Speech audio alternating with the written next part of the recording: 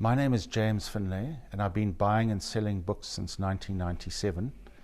Right now we're filming in Rand Club. I've got a shop here in the basement, which I started in October 2018. Before that, I used to sell on the internet, and I had a book auction that used to run around about every month or so. So how did I start as a bookseller? Well, I used to collect books, and it was very difficult to find particular books that were out of print, you see. So what I would do is go to these book auctions and buy an entire lot, let's say of 10 books, and I'd only want one or two of them, and I'd sell the balance to a book dealer. And then slowly but surely I realized that my one bookcase of books in my book collection had been paid for by this very means. So I would say the profession chose me. I didn't choose it. I sort of fell into it. Do you have any, was there a specific person or a memory or a moment that got you into this love for books? I think what happened is several of my friends' parents were book collectors, as well as my father, and so I sort of swam in these waters anyway as a teenager, and I got exposed to it. I think that the most important people in my life as far as mentoring goes are Peter Digby, Michael Pryor and Robin Freedy, all of whom passed away.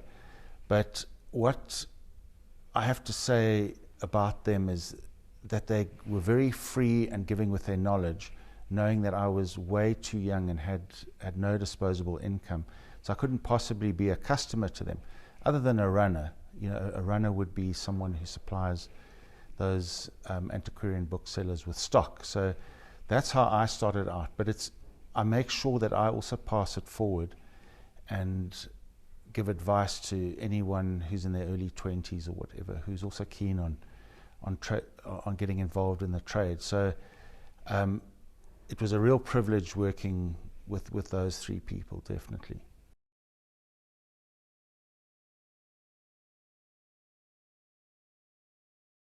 Specifically, Peter Digby invited me to my very first auction, which was Falk's Auctions in Pretoria.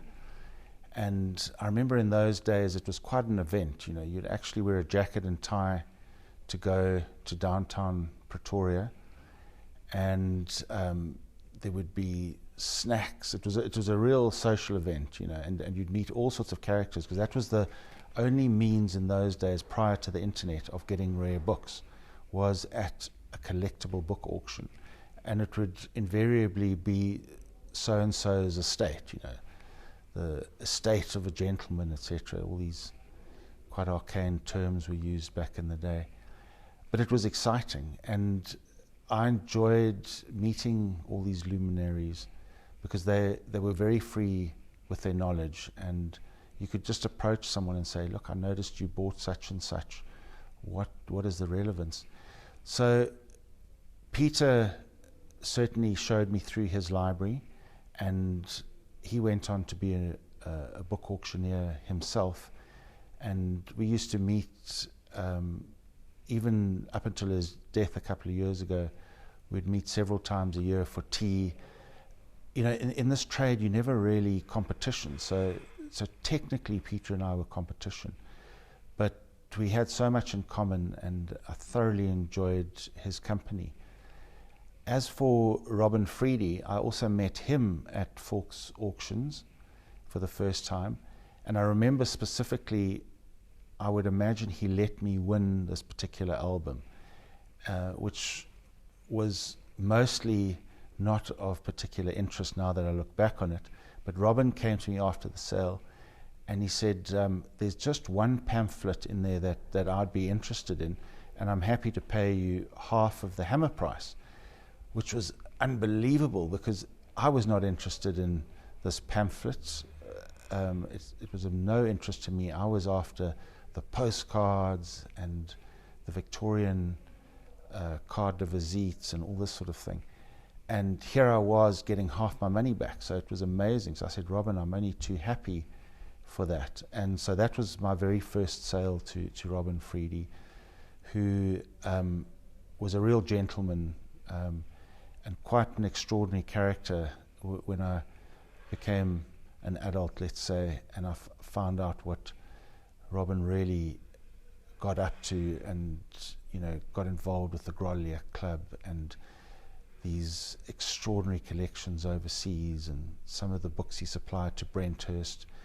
He used to sell R1 million books and items and Livingston manuscripts, and the most unbelievable stuff went through his hands.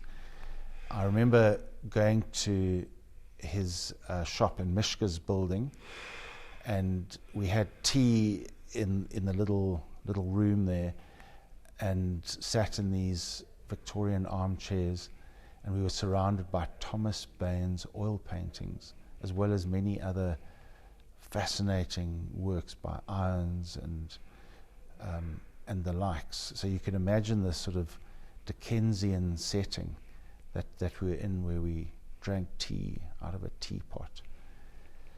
So I thoroughly enjoy that journey that I've had.